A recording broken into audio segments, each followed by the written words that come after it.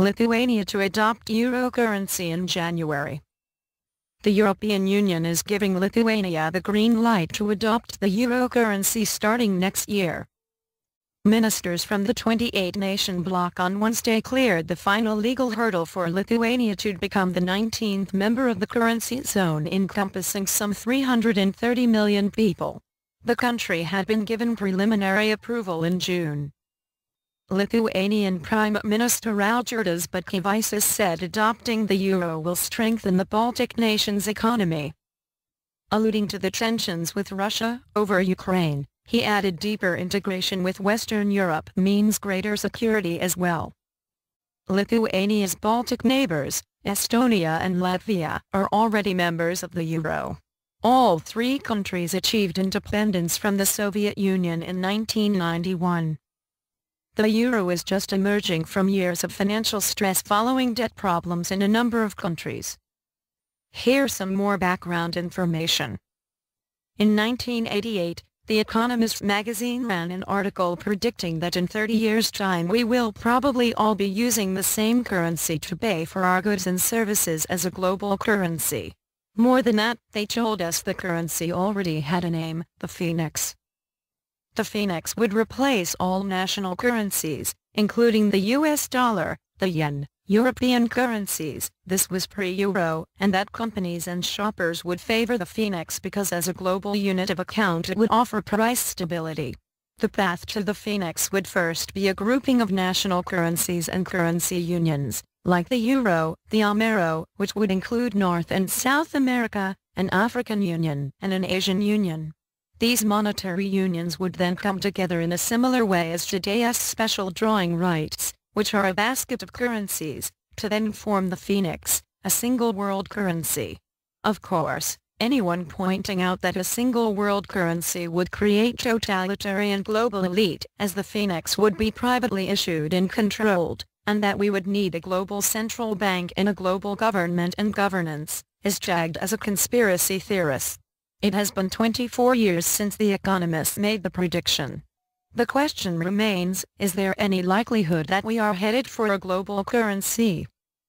If we are headed for a global currency, it would imply that we are moving into a more centralized system where we have global currency, a global central bank, and leading to a world government. However, a look at Europe and the European Union might tell you that the policy of centralization is not working. Far from EU members wanting to cede sovereign powers to unelected bureaucrats in Brussels and support each other economically to cover debts, the EU is on the verge of seeing members exit their union. The odds of Greece leaving the EU, dropping the euro and returning to the drachma are a certainty. It is just a matter of when. More recently, the United Kingdom, an EU member but not a euro user, seems to have gone cold on the idea of the euro by using its veto power recently to block a new EU-wide treaty aimed at saving the ailing euro. As a result, the UK is now without support at the EU top table, with the remaining 26 member countries voting to bypass the UK and form a new accord. The UK in response is in talks with China to establish London as a key offshore trading hub for the yuan, the Chinese currency. Hong Kong is the main offshore trading hub at present. Equally, the US dollar hegemonic status is under pressure. While China is encouraging its trading partners in Asia and Europe to use the yuan as the basis for settling trade rather than the dollar, Russia is also doing the same. In fact, only a week ago, the Russian and Iranian presidents spoke about settling their bilateral trade directly in rubles and reals. With China and Russia already moving towards settling trade directly in ruble yuan, and now Iran coming into the mix, with the growing Asian energy market, Asia, Russia and Iran will undoubtedly together challenge the dollar hegemony and in so doing decentralize rather than centralize markets, making a global currency less and not more likely. In fact, currency is a unit of account and should have intrinsic value. Currency movement is dictated by where trade is done. As the Asian markets grow and direct trade between countries grow, like Russia to Asia, Middle East to Asia, the need for the dollar and the euro diminishes, meaning less demand for each currency. In fact, what is demanded is global monetary order, but this does not mean a global currency. Global monetary order should mean price stability for commodities, such as food and energy, not a global currency. So all of this seems to point towards the non-existence of a global currency called the Phoenix by 2018. In fact, the opposite seems to be occurring. Markets today are becoming more networked and decentralized as trade is done directly on a peer-to-peer basis between countries, removing the need for a global central bank or a global government. Rather than a global currency, 21st century markets and governments need to look at an intrinsic-based currency valuation system. Most people believe that should be a gold standard. However, a truer global standard of account would be energy, in particular natural gas. The use of an energy standard priced in gas would give a basis for all currencies to be valued. And the more efficient countries are with their energy usage, the greater value for money they get. We are not heading for a global currency, but we should be heading for a global currency standard. God, instantaneously. The international banking elite have planned for there to be a world currency by 2018. Now that doesn't mean they'll hit the date, but the target date is 2018, and they intend to bring in a one world currency called the Phoenix, which just happens to be the bird on the back of the dollar bill. That bird on the back of the dollar bill is not an eagle, it's a phoenix. It's an occult, ancient occult symbol that goes back to Phoenicia. The personal dollar is bye-bye. And the proof of that would be the super billionaire George Soros that most people are aware of.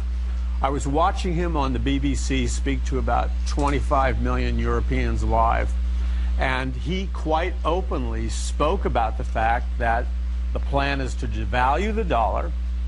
And the purpose for devaluing the dollar is you can't bring in a world currency if you have a strong dollar.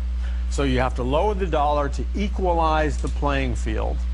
That way you can merge the currencies into a one world currency. And he came out and basically said that on BBC. He was very open. So he said the goal is to devalue the dollar, and then he said we're going to bring in a one world currency. But then he also said that part of the goal is to transfer the wealth out of the American middle class and middle class from other nations, transfer the wealth out of the middle class into third world nations, which some people may think is Christians, but it's going to go into the hands of dictators. So it's going to reduce the dollar, but also it's going to destroy the middle class. You'll have an elite upper class, and you'll have a giant lower class or worker class. We are moving at lightning speed to the tribulation period, and we're moving at lightning speed to the return of the Messiah. The #1 prophetic time clock is Israel, God's prophetic super sign, right, which began as a nation in 1948. You have been studying the mark of the beast and technology. Tell me some of the things you're finding. Well, one of the most important things that I've found, and this again was the Holy Spirit supernaturally leading me into these fields of study, is that I began to understand that the modern science of mind control is a science, and it's about 200 years into the future, almost like science fiction than most people realize. But here's the thing about the science of mind control. Everybody knows that biotechnology has gone through the roof. Everybody knows that computer technology has gone through the roof. But the average American does not know that the science of mind control is just as much a technology, and it's about 200 to 300 years in the future. So, to put this in very clear terms, there are huge masses of people on planet Earth, especially in America, that would include politicians, the highest politicians, cultural leaders, the leaders in all kinds of fields, that are, in a sense, Manchurian candidates. They've been programmed and they're unaware of it. But the most frightening and disturbing thing of all that I found is that there is a mass mind control experiment going on now, and the easiest way to say it, it's a mass Manchurian candidate mind control operation where you can program scientifically an entire population.